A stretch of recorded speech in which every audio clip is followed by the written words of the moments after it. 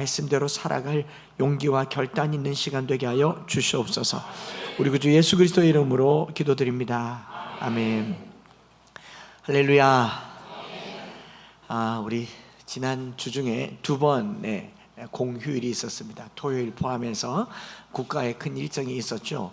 하나가 수요일에 지방선거가 있었고, 또 하나는 어제 현충일을 지냈습니다. 6월이 호국 보훈의 달인 만큼 나라에 대한 관심이 많아지는 행사들도 있었던 것 같습니다. 지방선거를 통해서 각 기관의 이제 자치단체장 후보들을 보고 각자가 다 자기를 뽑아달라고 이제 자신의 충성스러운 공약을 호소했고, 그리고 민심에 호소해서 선거가 끝났습니다. 결과를 따라 소속 지자체에 이제 충성을 다할 수 있도록 저와 여러분들은 기도를 해주시면 좋겠습니다. 누가 되었든 결과는 나왔으니까 기도를 해주셔야 되고, 그리고 어제 6월 6일 현충일로 역사 속에서 충성을 다한 순국 호국 선열들의 숭고한 정신을 드러낸 날이 이제 현충일이죠. 그 현자는 나타날 현, 드러날 현자의 이 충성스러움을 드러낸다라는 말인데, 우리 기억 속에서 충성을 다했던 여러 선열들을 떠올리고 추모하는 날이 현충일입니다. 그래서 조기를 개항하고 1분간 묵념하면서 독립운동자, 참전용사, 민주화 운동가, 순직 공무원 등 국가와 민족을 위해 헌신한 이들의 충성을 이렇게 기억하는 날이 현충일이잖아요. 이 과거의 나라를 위해서 충성한 선열들을 기억하고, 또 앞으로 이 지역을 위해서 일할 이제 일꾼들, 지자체 단체장들을 생각하는, 과거와 현재가 이렇게 만나는 한 주간이었다, 그런 생각이 들었고요. 선거철이 되면 매년 그 올림픽 보듯이, 월드컵 보듯이 밤을 새워서 이렇게 투표 막 숫자 올라가고 몇 프로 개표하고 누가 되고, 또 그 화면 그 당사 보여주면서 이쪽에서 야 하고 이쪽 하고 또 이쪽에서 야 하고 하고, 심지어는 뭐 발표가 거의 확정되어 가지고 이렇게 확정 인사를 하고 있는데 개표가 뒤집어져 가지고 또 뭐 이런 일들이 있었음에도 불구하고 우리 국민들의 관심이 옛날에 올림픽 월드컵 보듯이 밤새 보지는 않았죠. 별로 관심을 많이 끌지 못하고 있는 것 같았어요. 그래서 그런 생각을 했습니다. 국가에 대한 관심이 실망 때문인지 큰 기대가 없어서인지 관심을 못 모으고 있구나 하는 생각에 또 보니까 이제 아파트 문을 열어보니까 베란다에 조기를 건 아파트도 별로 없더라고. 혹시 국기 개항하셨습니까? 조사 들어가면 우린 다 뭐 그러지 않겠어요? 그런데 이럴 말하는 저도 저희 집에 태극기가 어디 있는지도 아직 모릅니다. 그럼 이제 이게 현실이라는 거죠. 현실이라는 거죠. 국가에 대한 관심이 급작스럽게 사라졌구나 하는 생각에 잠시 반성하고 무거운 마음으로 이 6월 한 달 동안은 우리 나라를 위해서 생각하고 또 국가를 더 깊이 생각하는 시간이 되었으면 좋겠다는 생각이 들었어요. 왜 이제 6월 25일 한국 전쟁일도 있지 않습니까? 이 시간을 지나게 되면 나라를 위해서 희생하고 수고한 여러 선열들을 생각하고, 또 이 과거만 생각할 게 아니라 현직에 있는 국가직 또는 지방직 공무원들, 나라를 위해서 애쓰시는 분들을 뭐 우리 세금으로 일한다 그리 생각하지 마시고요. 많이 수고하십니다. 많이 수고하신 분들에게 박수하고 격려하고 또 서로 치하하는 게 나라를 위한 길이다 생각을 해보았습니다. 그러던 중에 지난주에 하나님께서 제게 주신 마음이 그런 마음이 들더라고요. 나라를 위해서 희생한 분들도 많지만 하나님 나라를 위해서, 교회를 위해서, 이 땅의 한국교회를 위해서 희생하신 많은 선교사님들과 순교하신 분들, 신앙의 지조를 지켜서 희생당하신 순교자들을 묵상해 보게 되었어요. 예수님도 십자가 지신 것은 물론이거니와 사도행전의 스데반 집사님 포함해서 구약의 수많은 선지자들이 흘린 피와 그들의 목숨이 오늘의 교회가 된 줄 믿습니다. 그래서 이 한 달 동안에 특별히 우리 선교사님들을 위한 마음을 더 가져야겠다는 생각이 들었어요. 저희가 단기 선교도 가지만 한국교회를 위해서 희생하신 선교사님들의 희생과 헌신, 또 믿음을 지키기 위해서 신사참배를 무릅쓰고 순교하신 여러 순교하신 목사님들의 희생을 잊지 않는 그런 한 달이 되어야 되겠다 싶어서 내일부터 특별 새벽 기도회를 주제로 십자가의 길, 순교자의 삶이란 주제로 특별 새벽 기도를 하게 되었습니다. 그래서 이번 한 주간에는 특별하게 우리 선교사님들, 이 나라를 위해서 복음을 위해서 전생을 바친 삶을 기리고 우리도 그렇게 살기로 다짐하는 그런 시간이 되었으면 좋겠습니다. 안 좋을 뻔했습니다. 그래서 특별 강사를 모셨어요. 우리 한국 교회사와 관련해서 순교와 관련된 메시지를 전해달라고 제가 새벽에 기도하고 이 강사 목사님께 특별하게 요청을 하고 가부를 묻지 않고 바로 광고를 넣었어요. 왜냐하면 이분이 우리 한국 교회사 박사 학위를 받으셨고 특별히 한국교회 순교, 석사는 중국교회, 또 박사는 한국교회에 박해와 관련된 공부를 하셨기 때문에 이분이 말씀을 전하는 게 좋겠다.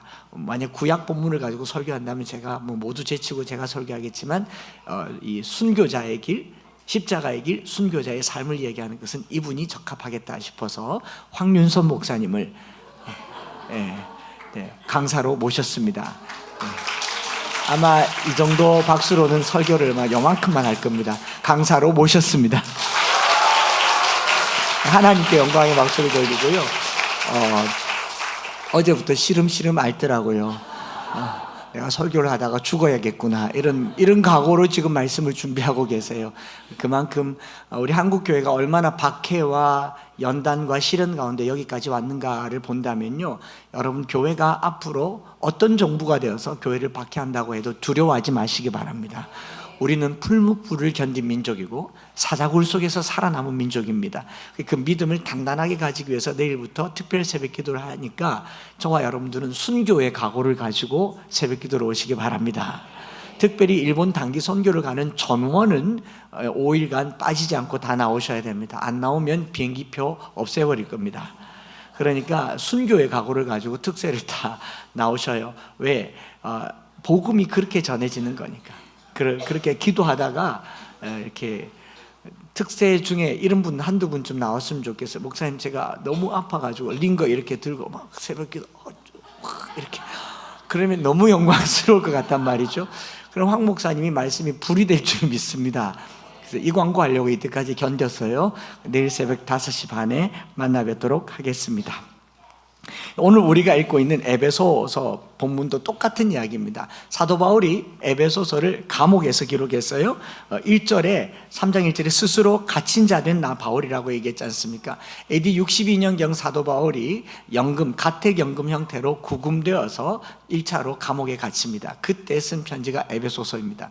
그 이후로 잠시 풀려났다가 64년에 로마 대화재를 이유로 해서 네로가 이 기독교인들을 대대적으로 박해할 때 사도 바울은 64년경에 다시 2차 투옥되어서 66년 7년경에 이제 단두대에서 이렇게 참수형을 당하게 됩니다. 즉 사도 바울이 감옥에 들어가서 이 글을 쓸 때는 내가 1년형을 받고 2년형을 받고 3년형을 받고 무죄를 받고 풀려날 것이라는 기대보다는 여기서 죽을 수 있다라고 하는 그런 비장한 마음으로 이 에베소서를 썼다라는 것을 우리가 알게 되는 것이죠. 에베소서가 바울이 신학교 연구실에서 넓은 목양실에서 이 책 저 책 보면서 신학 서적으로 에베소서를 쓴 게 아닙니다. 교회론을 쓴 것, 구원론을 썼다고 해서 그것이 신학이 될 수 있지만 바울이 이 글을 썼을 때는 언제 죽을 줄 모르는 이 생명의 절박함 가운데 장엄함과 이 비장한 각오를 가지고 쓴 글이 에베소서라고 하는 것을 본다면요, 우리가 에베소서를 매일 한 번씩 읽으면서 1만독 운동을 할 때 그런 마음으로 다시 한 번 더 읽어볼 필요가 있다라는 겁니다. 빠른 속도로 읽어서 15분, 20분 만에 한 독 치운다라고가 아니고 누군가가 이 글을 쓰고 죽었다라고 생각한다면 어떻겠습니까? 다르지 않겠습니까? 특별히 사도 바울은요, 스데반 집사가 자기 발 앞에서 돌에 맞아 죽는 걸 눈으로 본 사람이에요.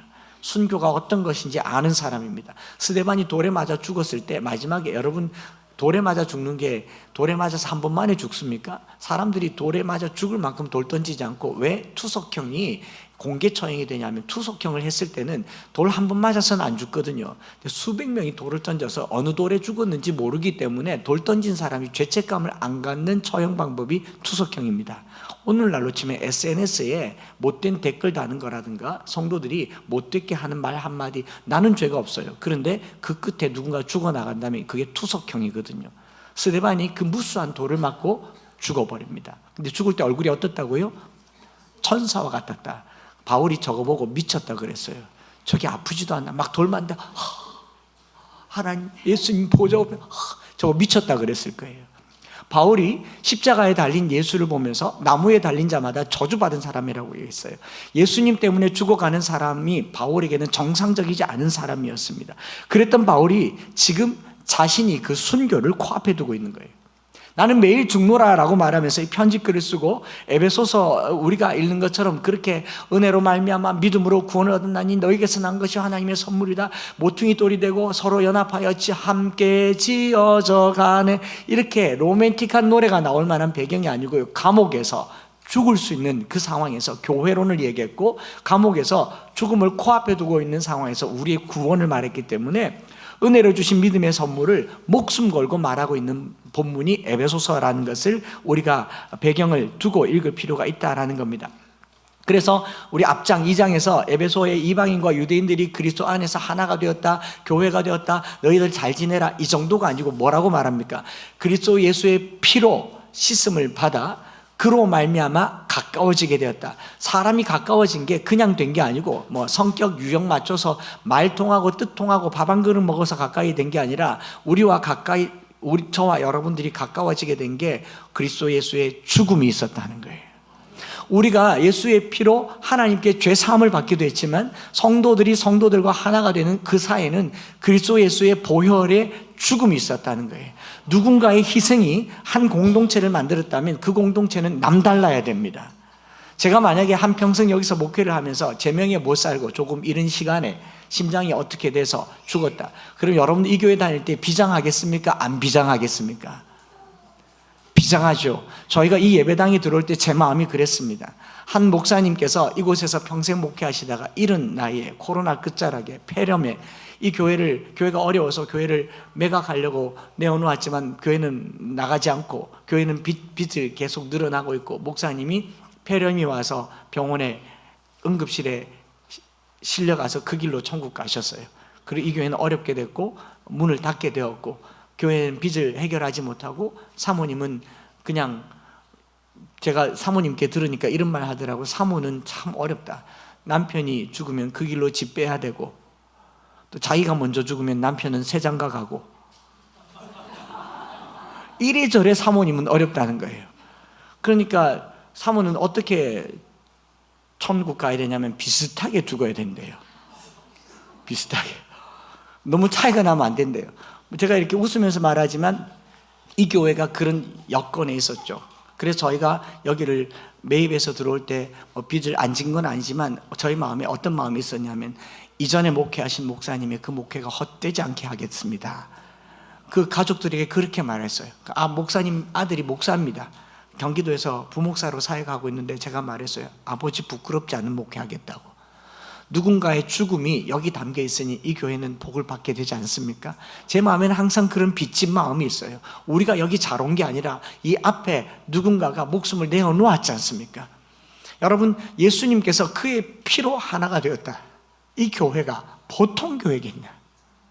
그냥 교회일 수는 없다는 거죠. 오늘 우리 어른들이 피로 값주고 산 교회라고 하는 말은 그렇게 쉽게 할 말이 아니고요. 누군가의 목숨을 내어놓고 얻은 게 교회라는 거죠. 바울이 이런 말을 하고 있다는 거예요. 그래서 바울이 어떻게 말합니까? 전에 그때에 멀리 있던 너희를 그리스도께서 그의 피로 깨끗하게 하사 화목하게 하시고 그리스도께서 친히 모퉁이 돌이 되셨다라고 말하고, 하나님이 거하실 초소가 되려고 그리스도 안에서 함께 지어져 간다. 이게 2장의 내용이었거든요. 예수님께서 죽으심으로 우리를 구원하셨고 이방인이나 유대인이나 그리스도 안에서 하나가 되었다. 이게 2장의 말이고, 바울은 이 예수님의 죽음을 보았지 않습니까? 그리고 자기 발 앞에서 스데반이 죽는 것도 보았어요. 바울은 그 후로 예수 믿는 많은 사람들을 감옥에 가두고 그들을 또 죽음으로 내어 몰았던 사람이 바울입니다. 그런 바울이 예수님을 만난 거예요. 전에 멀리 있던 바울이 예수님을 만난 겁니다. 전에는 살인자였습니다. 살인 방조자였고 예수 믿는 사람들을 박해하던 죄인의 괴수가 예수님을 만났어요. 그런 바울이 자기 자신을 뭐라고 얘기합니까? 3장 1절에 그러므로 그리스도 예수의 일로 너희 이방인을 위하여 갇힌 자 된 나 바울은, 이렇게 말하죠. 자, 그리스도 예수를 박해하던 바울이 이제는 예수의 일로 박해를 받은 사람이 되었다는 거예요. 예수를 박해하던 사람이, 예수 믿는 사람을 박해하던 사람이 예수 믿는 일로 자기가 감옥에 갇혔다라고 그런 각오로 쓴 편지가 에베소서라고 하는 거죠. 그래서 이렇게 3장 1절로부터 시작된 사도 바울의 메시지는요, 2절부터 11절까지 자기가 어떻게 사도가 됐는지, 하나님의 은혜의 경륜이 어떤 것인지, 그 비밀이 어떤 것인지를 이 11절까지 쭉 얘기를 하고, 이 이야기의 결론으로 에베소 교인들에게 12절과 13절에 이 글을 읽는 너희들이 그 안에서 그를 믿음으로 말미암아 담대함과 확신을 가지고 하나님께 나아감을 얻었느니라. 그러므로 너희에게 구하노니 너희를 위한 나의 이 고난 환난에 대해서 낙심하지 말라. 이는 너희의 영광이니라 라고 말하고, 14절부터 다시 이러므로라고 하잖아요. 3장 1절에 이러므로 하고 3장 14절에 이러므로라고 말하면서 바울이 하고자 하는 말은 그들을 향한 기도로 이어지고 있죠. 예수님께서 우리를 위해서 죽으셨고 우리가 그의 피로 말미암아 하나가 되었으니 내가 너희를 위해서 이렇게 기도하노라 라고 기도하는 내용이 14절부터 21절까지 있고, 이 내용은 다음 주에 to be continue 하겠습니다. 다음 주에 이 말씀을 들으면 3장이 완성되는 것이겠죠. 그래서 이제 이렇게 배경을 깔고 에베소서를 읽어보면 지금 바울이 어떤 마음인지 엿볼 수가 있지 않습니까? 죽음을 앞두고 에베소 교인들을 위로하고 격려하며 담대한 믿음을 가지고 하나님께 나아가고 내가 당하는 환난과 고난에 대해서 영광으로 여겨라. 이게 바울의 요지라고 하는 거죠. 아마 모르긴 몰라도 바울의 이 편지글을 들어서 읽는 상당수 사람들은 바울의 죽음이 코앞에 있거나 혹은 바울이 죽은 지 얼마 안 된 직후에 이 글을 읽었을 겁니다. 누군가가 살아있을 때 쓴 글을 죽은 후에 읽었을 때 느낌이 어떻겠어요? 유품이고 유물이고 유언이지 않겠습니까? 비장한 각오가 있다는 거예요. 그래서 거기에는 비장함도 있고 슬픔도 있고 추모도 있고 애도가 있는 것, 그게 에베소서라고 생각을 합니다. 여러분들이 이제 내일부터 에베소서를 읽을 때 바울이 그의 삶을 두고 내게 쓴 편지라고 생각하고 다시 한번 읽어보시기를 바랍니다. 그래서 이제 그렇게 쓴 바울의 자기 표현을 보면 에베소서 1장 1절과 3장 1절이 다르게 나와요. 1장 1절에는 이렇게 표현하죠. 하나님의 뜻으로 말미암아 그리스도 예수의 사도된 바울은 에베소에 있는 성도들과 그리스도 예수 안에 있는 신실한 자들에게 편지하노니. 하나님의 뜻으로 말미암아 그리스도 예수의 뭐된 바울? 사도된 바울이라고 하죠.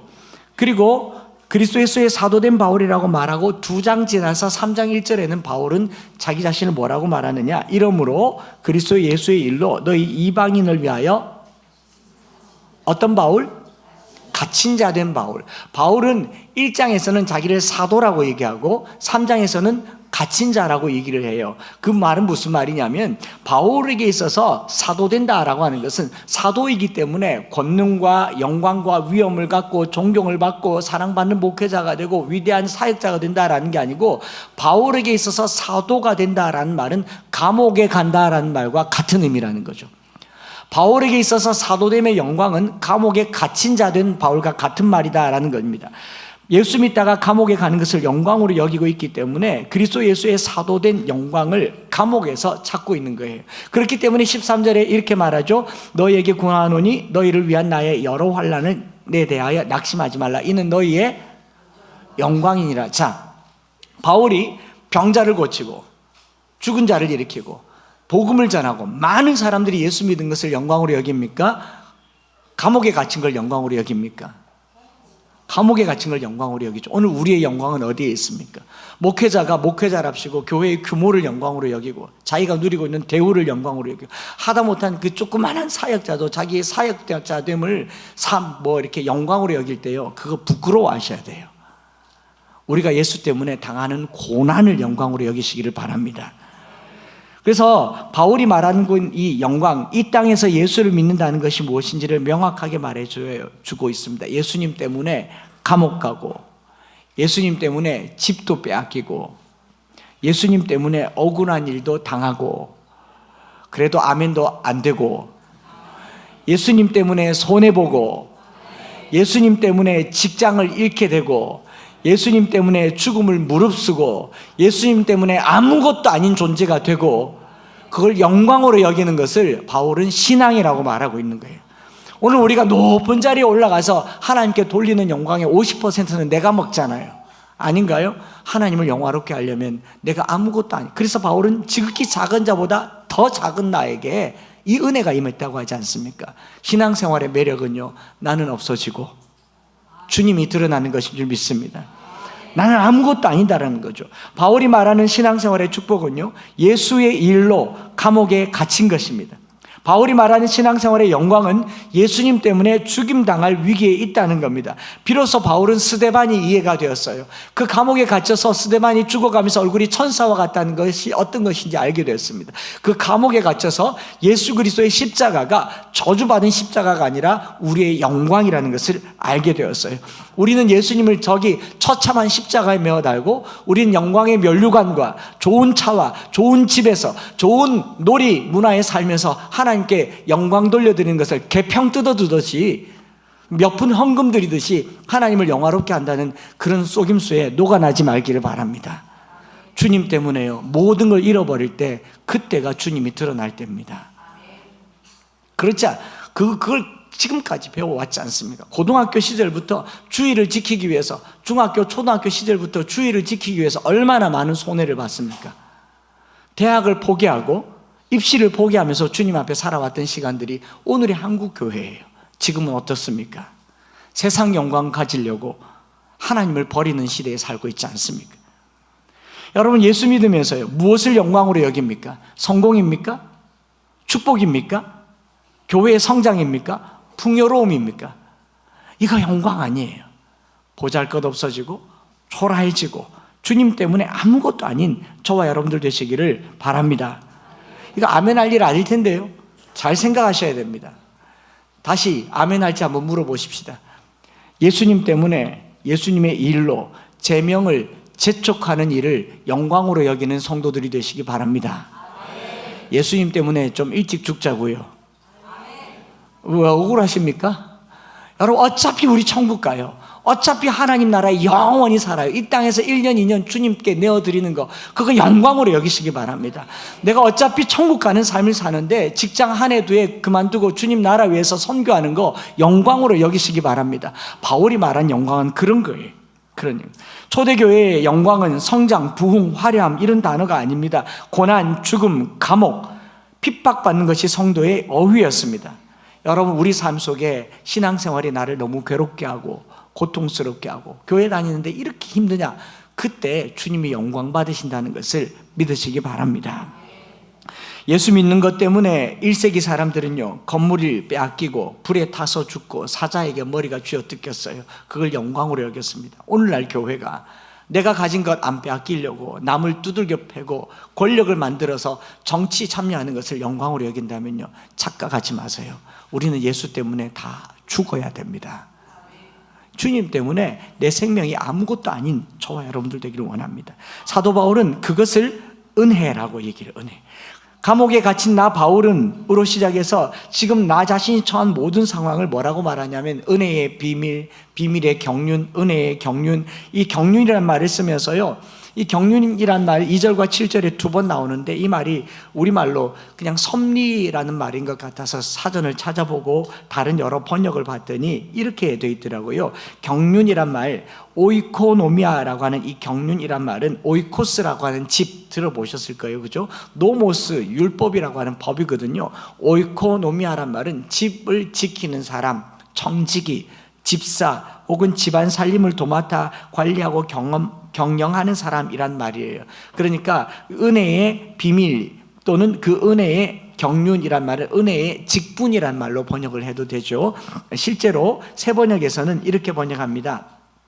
3장 2절에 하나님께서 여러분을 위하여 일하도록 나에게 이 직분을 은혜로 주셨다는 것을 여러분들이 이미 들었을 줄 압니다. 이렇게 말하고 있잖아요. 직분. 어떤 직분이요? 사도의 직분. 근데 이 직분이 뭐 하고 있습니까?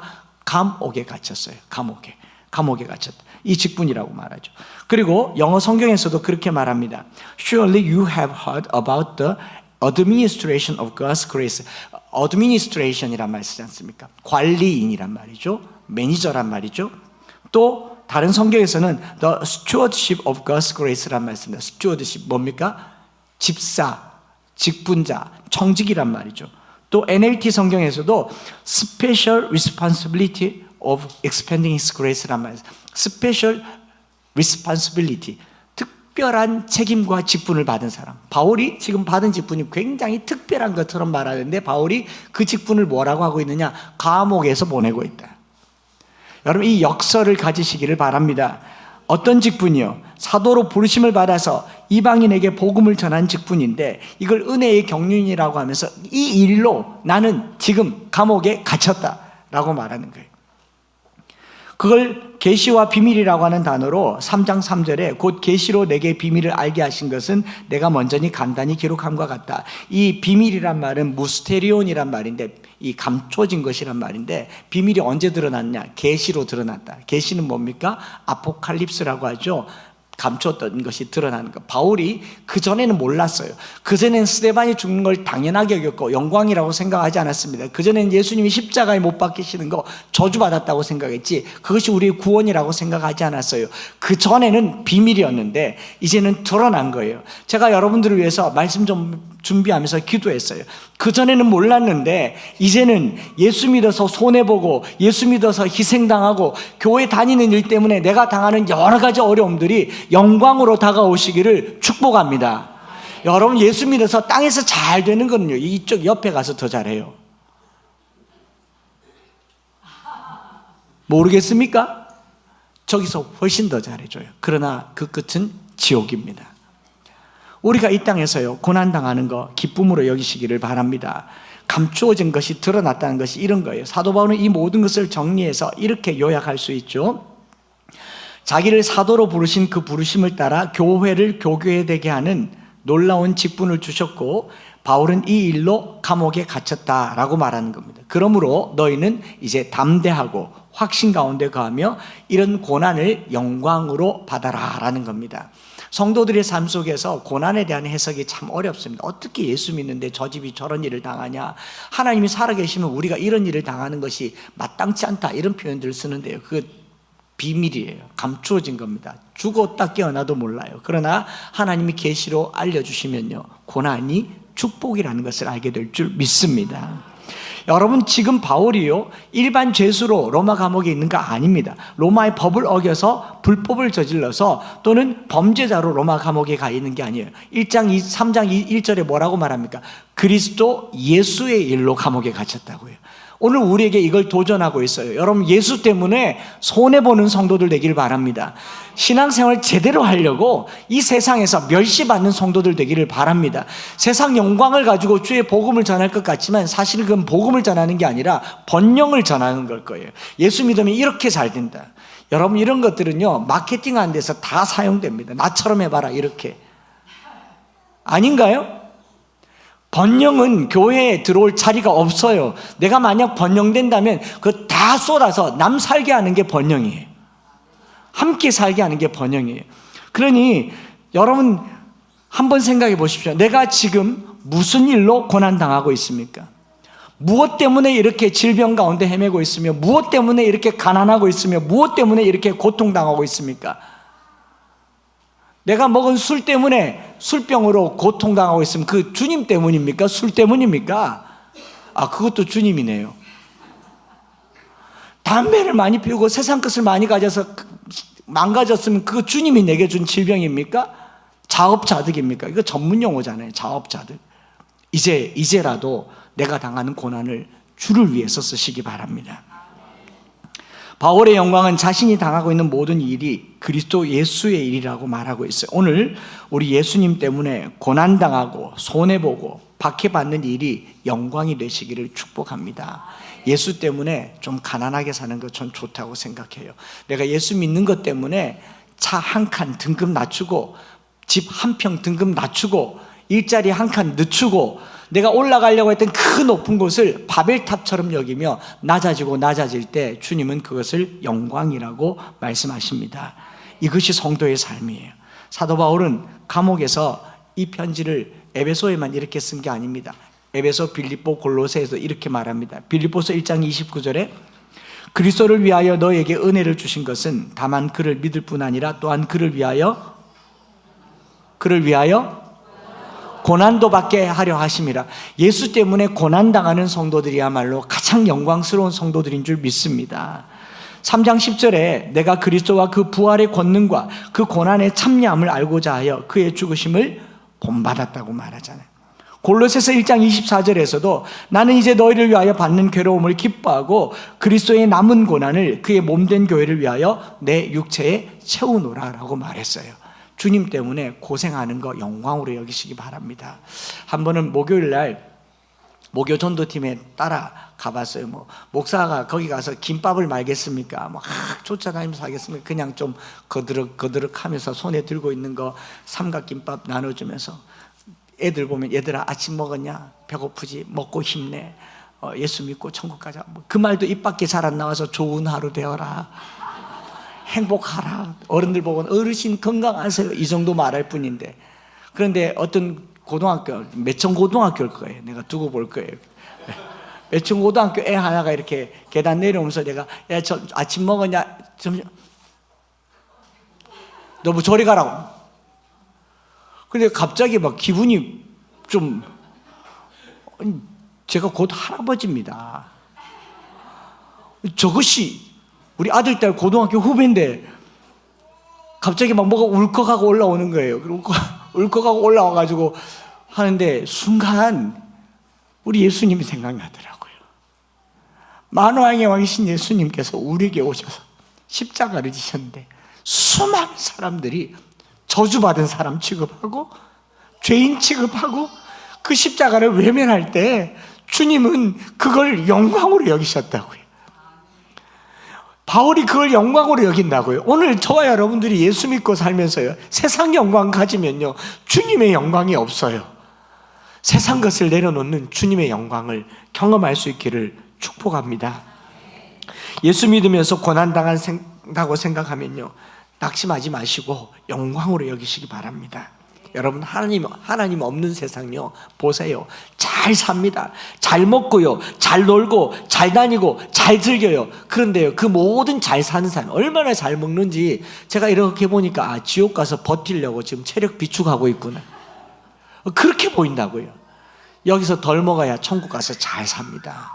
한 끼 줄이시고 한 숟갈 줄이시고 한 등급 낮추시고 주를 위해서 우리의 삶을 드리는, 그렇게 해서 선교라도 할 수 있으면 더 좋겠다 싶습니다. 그래서 바울은 감옥에 있는 성도들에게 그렇게 말하는 거죠. 제가 이 말씀 준비하면서요 로이드 존스 목사님이 그 책에 이렇게 썼더라고요. 순교자들의 죽음에 대해서 읽어보는 일보다 더 믿음을 강화시키는 일이 있을까요? 기독교 신앙에 대하여 의심이 들거나 주저하는 마음이 생기거나 세상이 여러분들을 유혹한다는 생각이 들거나 학생으로서, 직장인으로서, 사업가로서 내가 박해를 감수해야 할지 어떨지 의심이 들면 반드시 순교자의 죽음에 관한 이야기를 읽어보십시오. 내일부터 시작된 새벽기도 오십시오. 순교에 대한 이야기를 들으면서 내 믿음이 든든하게 될 줄 믿습니다. 복에 대한 이야기를 들으면 불안해져요. 저 복이 언제 내게 임할까? 하나님 왜 내게 이 기도를 안 들어줄까? 하지만 순교자의 이야기를 들으면 우리가 주먹 불끈 쥐고 살 줄 믿습니다. 그래서 바울이 내가 당한 여러 환난에 대해서 낙심하지 마라. 너의 영광이다 라고 말하고 있는 거죠. 지난주에 부평의 한 교회 저녁 집회를 가면서 식사 대접하신 장로님과 밥을 먹는데 장로님이 꽤 엘리트의 삼성에서 임원하고 지금도 꽤 큰 기업에서 세탁기의 다이아몬드 그걸 개발하신 분이래요. 엄청난 공학자신데 독서 북클럽에서 책을 많이 읽으신 분인데 이분이 최근에 읽은 책이 굉장히 유명한 책을 읽었는데 베스트셀러라고 그래요. 고난 극복 변화명령을 읽었대요. 그걸 읽고 이렇게 말하더라고요. 목사님은 어떻게 그렇게 고난 예찬론자가 되었습니까? 저를 보자마자 그 책을 읽고 이제 기억이 난다는 거죠. 고난에 대한 얘기를 하는데 여러분, 누가 고난을 좋아서 받아요? 젊은 고생은 사서도 안 해요. 고난 닥치니까 버틴 거지 아닙니까? 누가 병 걸리면 면역 생긴다고 병아 와라 그럽니까? 아무도 안 그래요. 고난 닥치니까 버티다 보니 내성이 생긴 거잖아요. 욥도 그랬고 우리도 그랬고 제가 그 책에도 그렇게 적었어요. 고난을 즐거워하는 사람은 없다. 그러나 신앙생활을 반듯하게 하려면 할수록 고난은 정통으로 우리에게 온다. 절대로 비껴가지 않는다. 하나님께 칭찬받을수록 더 고난이 온다. 욥이 대표적인 인물이다. 그 책에 그렇게 썼잖아요. 하나님이 그렇게 자랑하더니 제대로 고난 왔지 않습니까? 여러분, 신앙생활하면서요, 고난 당하는 거 당연한 일입니다. 고난 안 당하는 게 그게 혹시 버림받을지 모른다, 불안해 하셔야 되는 거잖아요. 여러분, 예수 믿으면요, 고난을 당하는 건 당연한 일이라. 그 환난을 영광으로 여기고 이 한 주간 특별히 새벽에 기도하면서요, 내 인생에 내가 왜 이러나 싶으면 이게 당연하다 여기시기를 바라고 영광으로 여기시기를 바랍니다. 바울이 한 말이 그 말이에요. 너희가 내가 당한 이 환난을 영광으로 여겨라. 이상하게 여기지 말아라. 낙심하지 말아라고 말하지 않습니까? 말씀을 마치면서요, 우리가 당한 고난이 영광이 될 수 있는 많은 것들 중에 이 청년 시절에 특별히 선교를 준비하면서 이 한 분의 이야기를 읽고 제 공책에다가 이분이 마지막으로 쓴 영어 문장을 늘 쓰면서 기도할 때도 그렇게 외쳤던 한 사람이 있습니다. 그 윌리엄 보든이라고 하는 1887년도에 태어나서 1913년도에 25살의 젊은 나이에 생을 마감한 선교사입니다. 시카고의 그 낙농업 대기업의 그 유일한 후계자입니다. 그러니까 당시에도 억만장자의 상속자고 남부러울 것 없는 청년이었어요. 얼마나 부유했느냐 하면 고등학교 졸업할 때 아버지가 그 1800년대 1900년대 초에 아버지가 고등학교 졸업 선물로 세계 일주를 시켜주셨어요. 고등학교 졸업 선물로 세계 일주를 했습니다. 근데 뭐 1900년대에 세계 일주라고 할 게 요즘 같은 관광지는 아니잖아요. 다녀보니까 아프리카, 아시아 등지를 돌아다녀 보니 가난과 질병에 시달리는 사람들이 많은 겁니다. 그때 고등학교 졸업생인 이 청년이 마음에 어떤 꿈을 갖느냐, 내 평생 선교사가 되겠다고 다짐을 해요. 그리고 열심히 공부를 해서 예일대를 졸업하고 예일대를 다니면서도 이 노숙자들 사역을 하면서 그 예일 호프 미니스트리라는 걸 만들어서 사역을 했고, 이제 프린스턴을 졸업하고 이제 선교사가 되려고 중국을 갑니다. 중국 북서부 지방에 잠깐 다녀왔는데 거기 무슬림 회족들이 있거든요. 무슬림 부족들을 전도하려고 이제 대학을 졸업하고 중국 가기 전에 이슬람 문화를 배우려고 이집트의 카이로에 가서 그들의 언어를 배우려고 갔어요. 25살에 선교 준비하는 중에 뇌척수염으로 뇌수막염이 걸려서 어머니가 이집트로 날아가기도 전에 이 청년이 이집트에서 죽음을 맞이합니다. 25살에 죽었어요. 억만장자의 아들이 가진 돈도 제대로 못 써보고 복음도 못 전해보고 예일대 프린스턴 나와서 가진 지식도 못 풀어보고 죽었습니다. 그의 죽음을 사람들이 안타까워하면서 참 헛된 죽음이라고 말했던 기록이 있습니다. 억만장자의 전도 유망한 인생이 허무하게 낭비되었다며 안타까워했습니다. 그런데 이 25살 청년의 죽음을 누가 고난이라고 불행이라고 말할 수 있었겠습니까? 이 청년의 죽음 이후로 미국 사회에 어떤 일이 일어났느냐, 자기가 죽기 전에 유서를 써서 전 재산을 기부를 한 거예요. 중국 선교단체와 무디 성경학교 알죠? 무디 성경신학교, 그리고 프린스턴 신학교에 전액 기부하면서 수많은 선교사들과 신학생들과 목회자들을 배출하게 됩니다. 이의 죽음을 들은 그 동료 청년들이 그 윌리엄 보든이 못다한 선교를 우리가 다 하자 해서 당시에 학생 자원 선교 운동, Student Volunteer Movement라고 하는 SVM 들어보셨을 거예요. 여기에 엄청나게 많이 자원해서 엄청난 많은 선교사들이 헌신하게 됩니다. 그리고 마지막에 이분이 죽고 난 후에 이 카이로에 있는 미국인 묘지에 무덤에 이런 글이 적혀 있었다고 그래요. 그리스도를 향한 믿음을 제외하고는 그의 이러한 삶을 설명할 길이 없다. 25살의 청년.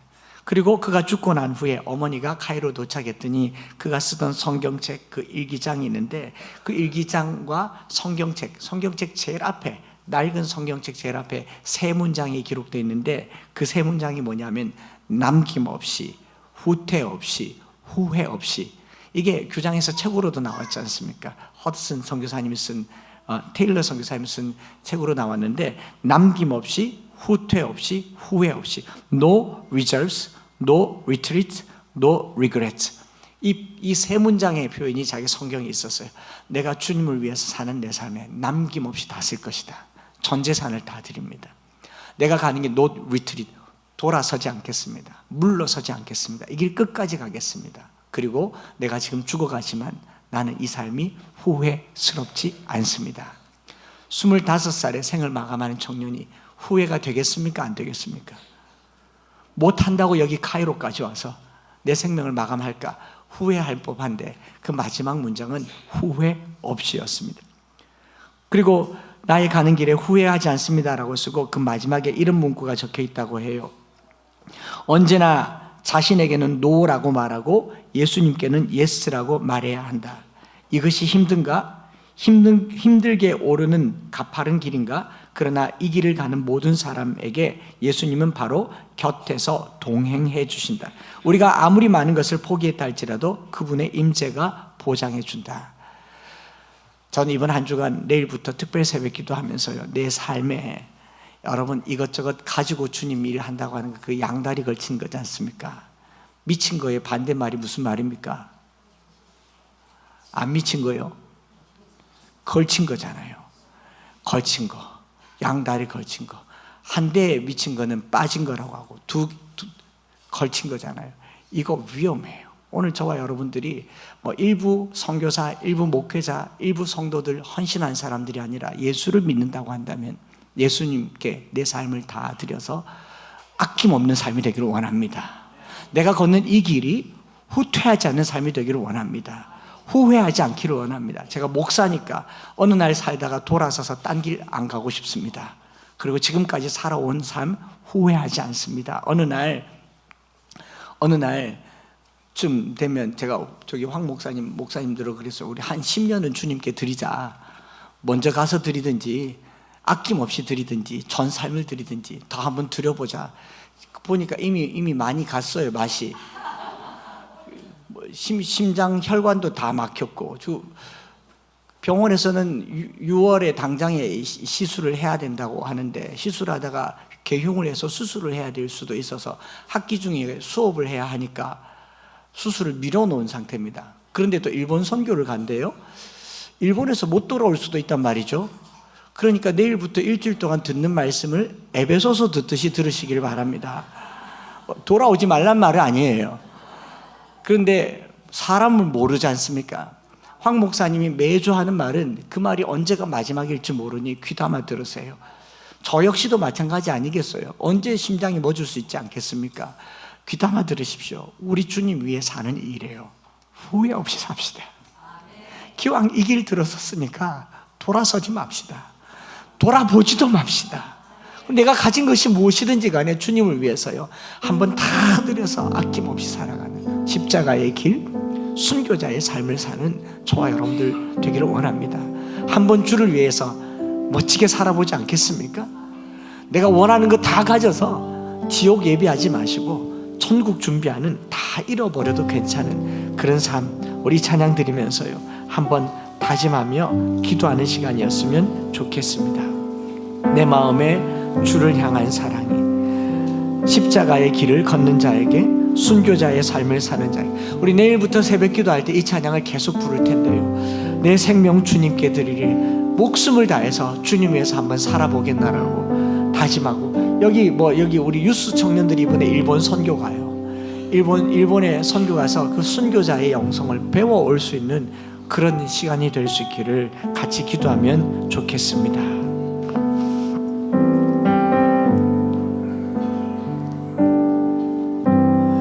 내 마음에 주를 향한 사랑이, 나의 말엔 주가 주신 진리로,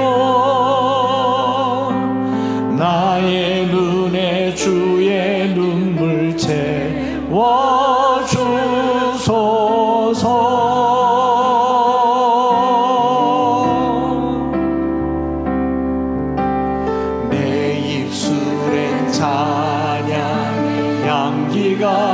두 손에는 주를 닮은 섬김, 두 손에는 주를 닮은 섬김, 나의 삶에 주, 내 몸에 그리스도의 흔적을 가져노라. 하나님의 사랑이 하나님의 사랑이 영원히 함께하리. 십자가의 길을 걷는 자에게, 순교자의 삶을 사는 이에게, 나의 삶을 사는 이에게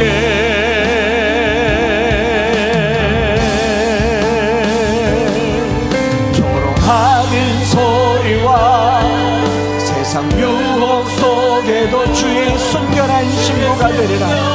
신부가 되리라. 내 생명, 내 생명 주님께 드리리. 다시 한번 찬양하십시다.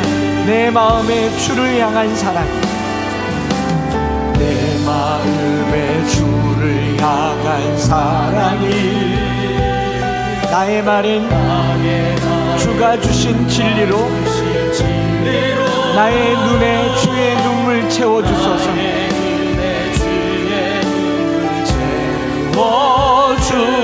채워주소서. 내 입술엔 찬양의 향기가, 내 입술엔 찬양의 향기가, 두 손에는 주를 닮은 섬김이 나의 삶에 주의 흔적 남게 하소서. 남게 하소서. 하나님의 사랑이, 하나님의 사랑이 영원히 함께하리. 십자가의 길을 걷는 자에게, 순교자의 삶을 사는 이에게, 사는 이에게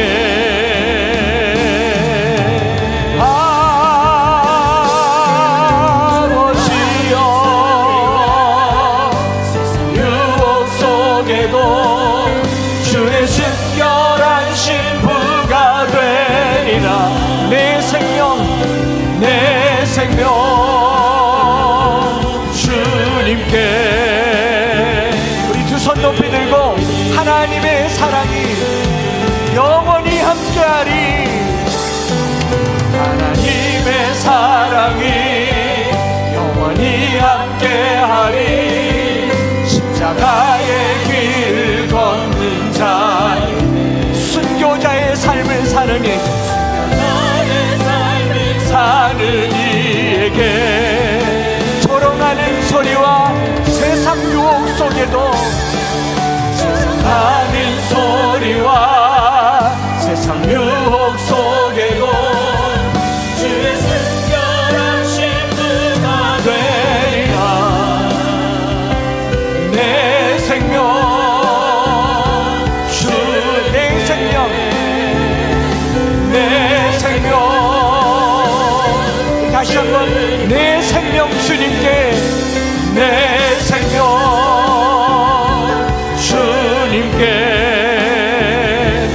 드리리. 우리 시간에 기도할 텐데요, 이 25살 청년뿐만 아니라 이 나라에도, 이 땅에도, 이 교회에도 무수히 많은 사람들이 먼저 죽어가며 그 생을 소위 말해서 제명에 못 산 사람들의 그 헌신이 오늘 교회를 이루었다면요, 여러분, 저와 여러분들이 한 해 더 사는 거 그 무슨 의미가 있습니까? 10년 더 사는 거 가족들에게는 아쉬울 수 있겠지만요, 우리가 천국 가는 그 삶으로 얼마나 영광스러운가를 생각한다면 내 생에, 남은 생에 1년, 2년, 10년 10의 1조를 주님 앞에 드리겠습니다. 내 삶에 이 1조를 주님 앞에 올려드리면서 영광스러운 삶이 되기를 원합니다. 그리스도 예수의 일로 감옥에 갇힌 나 바울은 내가 당하는 이 환난 때문에 너희가 근심하지 말고 영광으로 여기라고 하셨으니, 하나님이 이곳 엠마오 교회에서 내 삶이 주님을 위해 드려지는 영광스러운 삶이 되기를 원합니다. 쓰임받는 삶이 되기를 원합니다. 내 시간과 물질과 정성이 복음을 전하는 데 쓰임받기를 원합니다. 주여 나를 사용하여 주시옵소서. 부족하면 고쳐서라도 써주시옵소서. 병약하면 건강을 주셔서 써주시옵소서. 내 작은 물질 써주시옵소서. 내 작은 재주를 써주시옵소서. 하여 주시옵소서. 주님 쓰임받게 하여 주시옵소서. 주의 이름 부르짖고 합심해서 기도하며 나가겠습니다. 주여, 주여, 주여. 하나님, 그리스도 예수의 일로 너희 이방인을 위하여 갇힌 자 된 나 바울이 하나님 이 비밀의 경륜을 우리에게 주셨으니 아버지 이 은혜의 직분을 우리에게 주셨사오니 하나님 아버지 우리가 십자가의 길을 걷게 하여 주시고 내일부터 시작되는 특별 새벽기도를 통하여 이 나라를 위하여 이 교회를 위하여 목숨을 바친 여러 선교사님들의 삶이 오늘 나에게 삶이 되게 하여 주시옵소서. 아버지 하나님 오늘 우리가 후회 없이 아낌없이 남김없이 아버지 하나님 물러나지 않냐고 이 길 걷게 하여 주시옵소서. 여기까지 왔으니 돌아서지 말게 하여 주시고 돌아가지 말게 하여 주시고 주께 직진하여 달려갈 수 있도록 도와주시옵소서. 하나님 내가 가진 것이 무엇이든지 주님을 위하여 쓰임받기를 원합니다. 그저 땅이 건취하려고 땅의 영광을 취하려고 아버지 하나님 이후를 모르는 그런 삶의 신장을 쓰지 않기를 원합니다. 주를 위하여 살기를 원합니다. 주님의 영광을 위하여 살기를 원합니다. 한 해라도 1년이라도 2년이라도 내 삶을 주님 앞에 드려 주님이 원하는 그 삶, 선교자의 삶, 순교자의 삶, 십자가의 삶을 살게 하여 주시옵소서. 주여, 아버지 하나님 주님을 향한 믿음 외에는 어떤 것도 설명할 수 없는 그런 삶을 살기를 원합니다. 주님 앞에 영광을 위하여 조기 성교되어도 주님을 위한 삶, 순교하는 삶, 복음을 전하는 삶이 되게 하여 주시옵소서.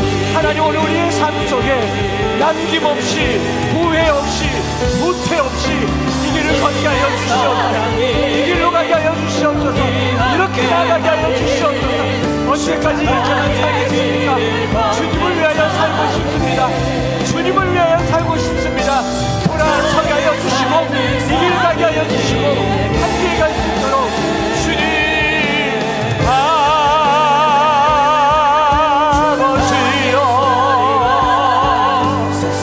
주여 주의 순결한 신부가 되게 하여 주시옵소서. 아버지 우리를 사용하여 주시옵소서.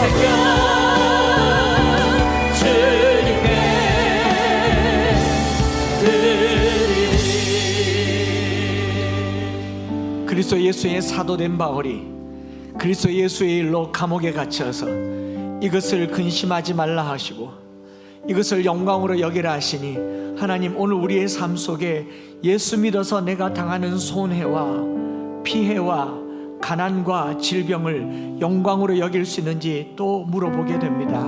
하나님 내 삶에 남김없이 드릴 것이 무엇인지 후회하지 않을 만한 믿음 생활이 무엇인지 뒤로 물러서지 않고 후퇴하지 않을 믿음의 방향이 어디인지 오늘 결단하게 하여 주시옵소서. 이 땅에서 천년만년 살 것도 아니면서 천년만년 살 것처럼 이것 챙겨 먹고 저것 챙겨 먹고 이것 구경하고 저것 구경하다가 주님 앞에 서지 못할까 두려워하게 하여 주시고 땅에서 조금 짧게 살아도 영원한 하나님 나라를 위하여 복음 전하는 삶을 살게 하여 주시옵소서. 이 땅에 언어도 통하지 않고 피부 색깔도 다른 이 땅에 무수한 선교사들이 와서 죽어간 그들의 생명이 헛되지 않도록 우리도 땅끝까지 이르러 복음 전하는 일에 쓰임받게 하여 주시옵소서. 우리의 작은 삶이 주님 영광 위에 쓰임받게 하여 주시옵소서. 후회 없이 후퇴하지 않고 남김없이 쓰임받는 우리 인생들 다 될 수 있도록 사용하여 주시옵소서. 일본 단기 선교뿐만 아니라 하나님 저희가 돕는 여러 선교사님들을 생각합니다.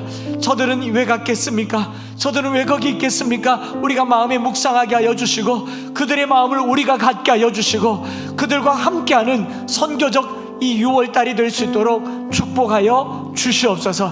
하나님 이달에 우리 마음에 주시는 대로 마음에 감동이 되는 대로 주님을 위하여 우리의 삶과 시간과 물질이 쓰임받기를 간절히 빌고 원하옵고 특별히 원합니다. 하나님 우리 속에 육체의 연약함과 질병과 물질의 곤란함과 관계의 어려움이 있다면 주님 고쳐주셔서 이제는 주를 위하여 살게 하여 주옵소서. 이제는 주님 영광 위에 쓰임받게 하여 주시옵소서. 주님이 나와 함께 하신 것이 간증이 되게 하시고 고백이 되게 하여 주시옵소서. 구주 예수 그리스도의 크신 은혜와 아버지 하나님의 변함없으신 사랑하심과 성령 하나님 위로교통 충만 역사하심이 우리 인생에 감옥에 갇힌 그 삶을 영광으로 여기고 고난과 가난과 핍박과 절박함을 영광으로 여기며 주를 위하여 살되 남김없이 후회 없이 후퇴 없이 살기를 소망하는 사랑하는 모든 성도들 머리 위에 이제로부터 영원토록 함께 있을지어다. 아멘.